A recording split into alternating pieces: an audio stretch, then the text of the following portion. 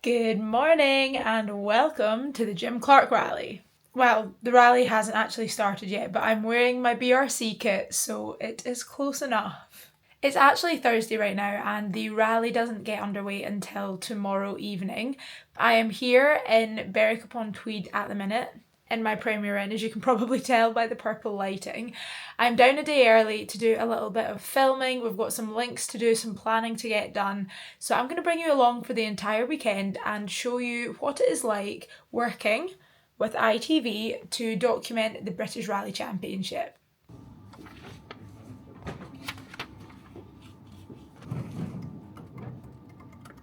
Gary, any of the entry lists I can find still have Joe Kelly on them? They do. Has Reece sent you a new one? They sent me one 2 days ago. So we have made it to Duns, got into the volunteer hall, which is our edit location for the weekend. I've updated my little notes on any changes that have happened since I last looked at them, and I have now been sent out on my first job of the rally, which was the milk run. Let me tell you though, it's actually really cold. I've had to cross over to walk on the sunny side of the street because when you're in the shade, it gets real chilly real quick. We've had glorious weather for like 3 weeks, but I think it's changing this weekend and you can definitely feel it in the air. And here she is. This is our hub for the weekend. Ha Not sent me. That's okay, I've got the milk. Right, show me the behind the scenes of the live. Yeah, that's MotoGP. Oh, there's No, old school Hollie Old school Hollie. from back in the day. So the interview that Danny Then did with Stuart is cut to going out intro on screen. The screens at Silverstone. And then Doesn't I start think from the start. he'll get it to That's you not good. to use on And outro.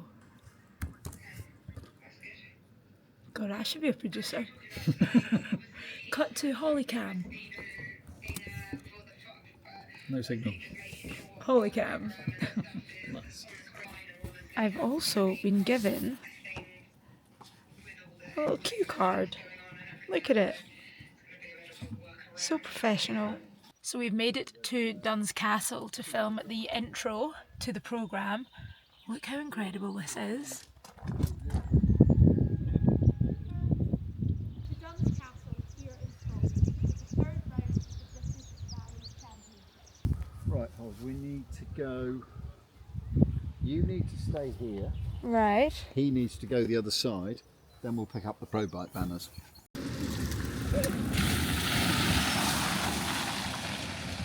If he could go back and do that again.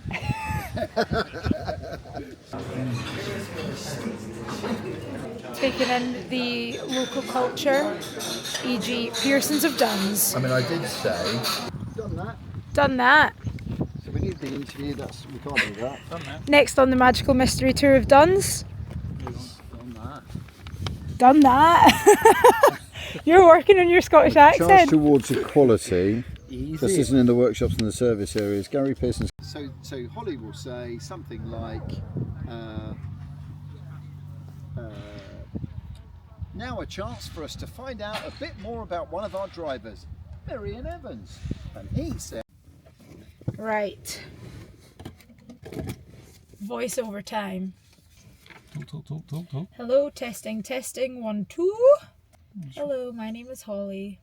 I am recording a voiceover for episode 3 of the British Rally Championship. Yeah, that's alright. Sound? Yeah. You tell me when. Okay. William Creighton currently has that title as he leads the Probite British Rally Championship after 2 events. But that will almost certainly change after this event because William isn't here due to family commitments. And third place man Keith Cronin is also absent after an accident at the Rally of the Lakes. That means that second place Romet Jurgensen or even Callum Black in fourth could take the lead depending on other results. Marion Evans has been putting in some good results in other rallies since Carlisle, whilst Gary Pearson and James Williams have each had a third place so far. Nice. That actually rolled off my tongue far Yeah, that's easier what than I thought. normal. That was alright. Wow, she's getting good. Oh no, I should have recorded that. Wow. She can talk. Right, on to the juniors. Oh, we didn't get confirmation if Joe Kelly was an actual no or not. In the junior ranks, it's a three-way battle with Joseph Kelly, Kyle McBride and Callum Graffin locked in at the top. No Joseph here though, so a chance for a chain I can hear something. rally car. Yeah, I can hear that. Who is it? Watch him answer his phone. Oh, Hollie's phoning me. Yes. Have we heard back confirmation as to whether Joseph Kelly is taking part in this rally or not? He is in the entry list. Yes. Okay, so we'll adapt the... I was told by Reese Yeah. that if he's in the entry list, he's in it. Okay, no worries. We will adapt the VO slightly then. Bye! We have made it back to the hotel, which means, guess what it's time for? Hollie to go a run. This is becoming like a night before a rally sort of ritual for me, but I feel like it's just nice to get it done and out the way, and then I can switch off for a couple of days. So that is the plan. I'm going to take myself on a jaunt somewhere along the Tweed River, is it? And get some steps in. Good morning. It is Friday the 23rd of May and it is now officially day one of the Jim Clark rally. It doesn't however start until like 6 o'clock tonight or something, but we've just got some bits of filming to do beforehand. We've got our production meeting around lunchtime today, so it should be a good day. It's going to be a busy one. The stages don't stop today until like 11 o'clock at night or something, so we're in it for the long run. And to make matters even more exciting, we are doing the first stage of the rally today live on Facebook and YouTube. Now, normally the BRC do sort of like live stage end interviews at every second stage throughout the rally, whereas on stage one this evening we've got all of the ITV cameras linked up to a live view, so they'll be sharing like live pictures from what's happening in the stage, and then I will be at the stage end with my cameraman doing like live stage end interviews as well. So we'll see how that goes. A little bit nervous. It also sounds like they do want to turn it into like a full sort of to camera production with like a sort of studio vibe going on before it, but I will be doing it entirely by myself. We're not really sure if the phone signal is going to be helpful at all to hear the producer as we're recording, so it's going to be interesting. I'm hoping that a plan comes together a little bit more throughout today, because at the moment, like, I'm as prepped as I can be about the drivers and about the stage and about all of that sort of stuff that I normally do.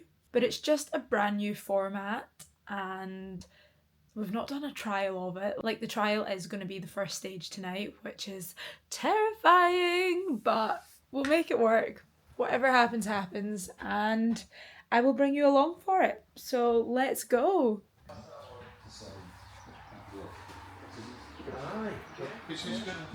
Business we can go in our business. There was a thing about 2 or 3 years It's a little ago, camera. So it's a tiny little camera on a gimbal, so it's like totally steady. It just like moves. My God, it's really cool. So if I'm filming that direction, then you triple click the little joystick. Ta-da! It spins around. Thank you. See you later.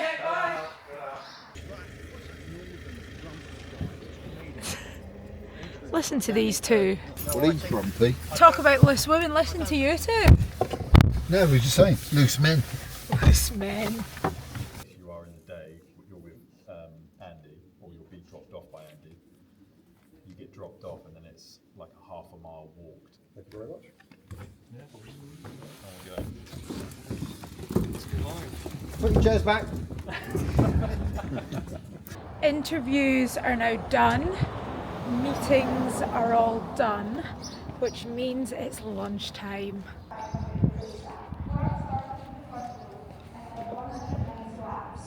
He became the first non-American winner of the Indy 500 since 1920, and he's the only driver in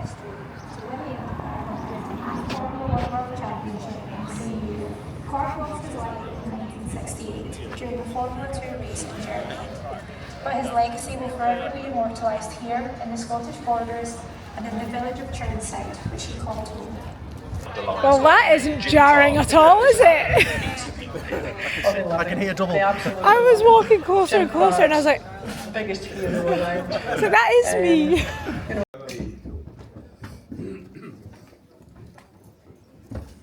No, but last time, the two filthy ones were ours. Well, just there was something on an email that was sent, and I randomly read that bit. I thought, oh, I'll do that now. I don't have to do it.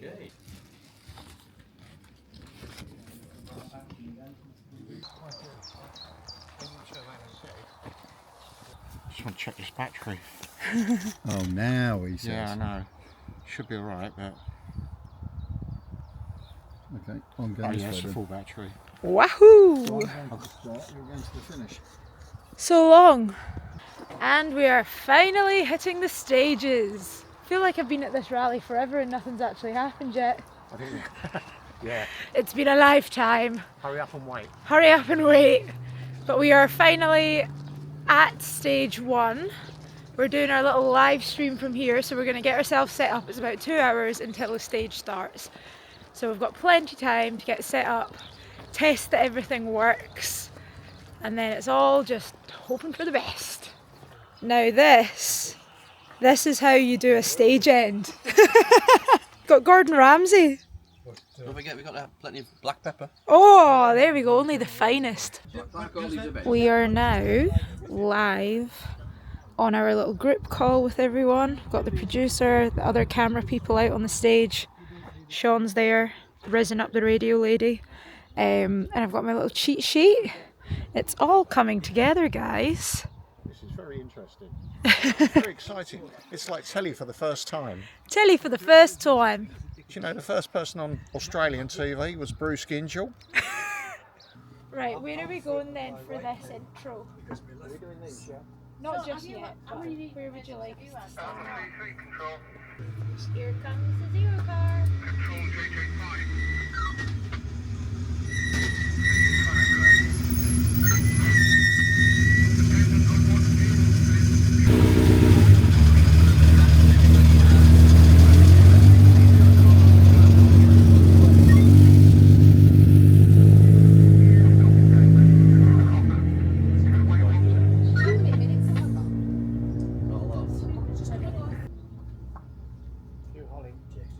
Well, good evening everyone and welcome to the Jim Clark Rally. It is us here live at the end of SS1. It's Langton Mill. Now, this stage is about 1 mile from the town centre of Duns, home of the legendary Jim Clark, who this rally is named after, and of course the 1990 Ladies World Rally Champion Louise Aitken-Walker.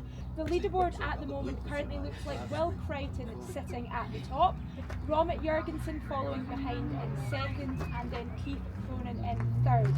We've got Callum Black in fourth, and then Marion Evans rounds out the top 5.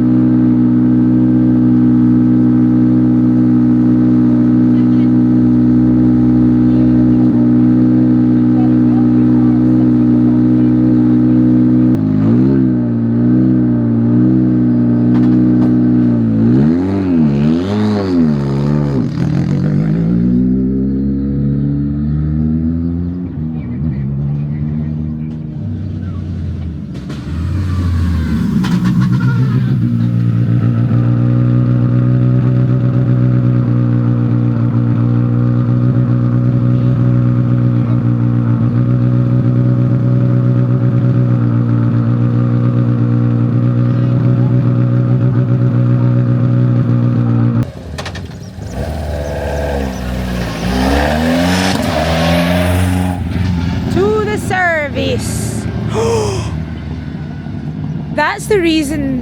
Yeah, that's what he was dragging. Oh just no! Oh no, wait, it's okay. I thought the number plate was a bird. I thought they'd like shattered a bird and it had caused an issue. Oh, bye bye bumper. He's taking his £800 front spoiler off. Will they come back Uh-oh. No. No. Doubt it. The marshals just said leave it there, we'll deal with it. We have been to service. Did I film it? No. But we're now back at the volunteer hall. This was my dinner, gourmet. And now we're going to see what the chat is with the gang that have been based here. Hello. Well done, Hollie. That was brilliant. Thank you. It worked. Good job. Good job. That was good fun. Yeah, it was. It was cool. So this is where I'm now going to bring this vlog to a sort of sudden and unexpected close. It's been a couple of days since the Jim Clark now, and a couple of days of me mulling over whether to even post this video, if it's the right thing to do, what is the right thing to do. Because Sunday started as any other sort of rally day. I filmed it as I normally would. I got up, headed out to the stages, and my first location for Sunday morning was the end of Edram, which was SS8. So we headed out there, had the usual chat with marshals, and the stage got underway. The first few cars came through as normal, and then there was a gap, and there was very little information for a while. Then there was dappled information, and it became clear that car number 3, the car of James Williams and Di Roberts, was involved in an accident, and unfortunately Di was fatally injured and passed due to the accident. What we know about James at the moment is that he has been taken to hospital and has a long road to recovery ahead of him. And due to that accident, the rally was subsequently cancelled. We all got called back to our edit location and discharged, sent home. And ever since then, I've sort of been mulling over what the right thing to do is. And the reason that I am now posting this video is because, to my knowledge at the moment, the ITV programme is not going to go out.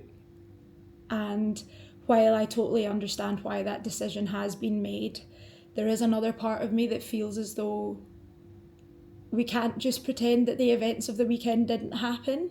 And so I wanted to use this vlog as an opportunity to discuss the difficulty and the heartbreak and everything that sort of surrounded motorsport this weekend, because it has been awful. But in my opinion, the way to deal with awful events isn't to brush them under the carpet. I made the decision not to post any short form social media content surrounding the event because that just did not feel right. But I feel as though this sort of longer form content is a space for discussion and contemplation, and I'm going to post this video deliberately without any mention of the tragedy in the title, in the thumbnail, because I don't want that to draw any extra attention to this vlog. That's not the point. I want the people that have authentically followed this video throughout to be the ones that are here at the end as we have this discussion. The last thing that I want is for people to think that I'm posting this for some sort of clout or attention or views. It just doesn't sit right with me that all footage from the weekend is deleted and we pretend it didn't happen, because it did happen. And motorsport is really hurting at the moment due to not only the events at Jim Clark, but a number of different events that happened around the UK in the last week. It's been very, very rough. And so if you have got this far in the vlog, I want to ask you, firstly, just to spare a couple thoughts for the life of Di Roberts, for the family that he leaves behind and all of the lives that he's touched. I want to wish James the speediest recovery and to send all of my love to the team, his family, everyone that is closest to him and is hurting the most at the moment. But I think ultimately I just want to use this video as an opportunity to remind you all to tell your loved ones how much you love them and to hold them a little bit closer today, because you never know when the last time is going to be, and the world can be very cruel, but I often find that it is in the hardest times that you can be reminded of what really matters, and that is the connections with loved ones and the people that we hold closest to us in our lives. And so I want you to put your phone down, close your laptop, and go and spend time with the people in your life that you love, because that is what it's all about. I really hope that I've not offended anyone in posting this video or going about anything in the last week in the way that I have. My intention is purely just to demonstrate the highs and lows of life and how quickly things can change. And if watching this video can sort of reframe someone's mind or put a new perspective on a shitty day that they might have been having, then I hope it's worth it. This video was dedicated to everyone that is hurting right now. I am sending you all of the love that I possibly can.